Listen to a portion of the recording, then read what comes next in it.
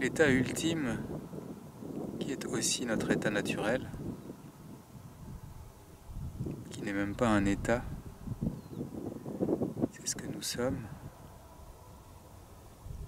Donc cet état ultime, c'est l'état sans pensée.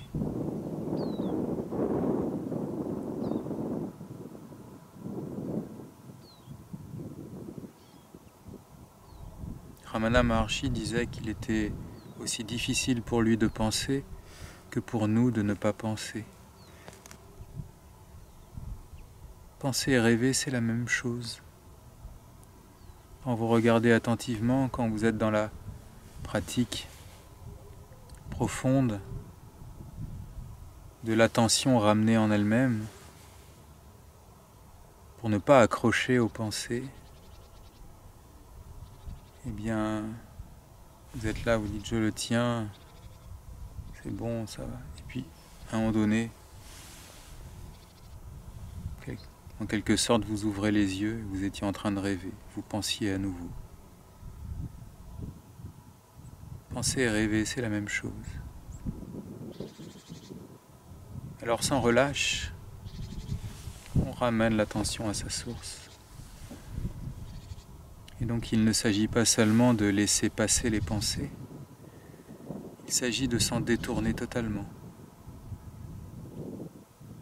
Pour que petit à petit, elles perdent de leur force et que le mental soit déraciné jusqu'au bout. C'est la libération et la félicité de l'état sans pensée. D'ailleurs, est-il possible de laisser passer les pensées comme un nuage dans le ciel? Comme si on pouvait voir les pensées comme les nuages. Vous avez déjà essayé?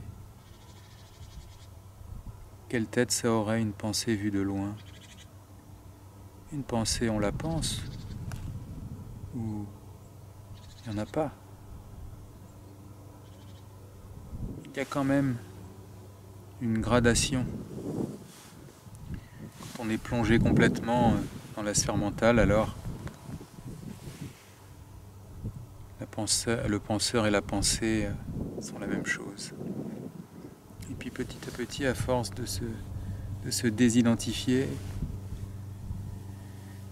eh bien, il y a des espaces de non-pensée qui se font jour. Et la pensée commence à être vue comme un bruit de fond au loin. Et plus on s'approfondit, plus le bruit de fond s'estompe et il n'y a plus de pensée. Donc quand une pensée surgit, ne cherchez pas à la voir pour la laisser passer. Ramenez tout simplement l'attention en vous-même et détournez-vous-en aussitôt.